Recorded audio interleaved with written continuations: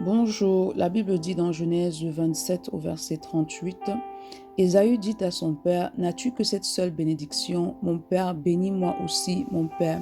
Et Ésaü éleva la voix et pleura. Ici, on a Ésaü, en fait, il y a Jacob qui est venu, qui a volé la bénédiction de son frère, et son frère ici est en train de pleurer. On pourrait se dire, mais leur père Isaac n'a que proclamé des paroles sur Jacob. Il aurait pu proclamer les mêmes paroles sur Ésaü. Mais non, lorsqu'il a proclamé des paroles, les paroles là se sont rattachées à la destinée de Jacob. Il ne pouvait pas prononcer les mêmes paroles sur Ésaü. C'est pour montrer ici le pouvoir et la puissance qui se trouvent dans les paroles.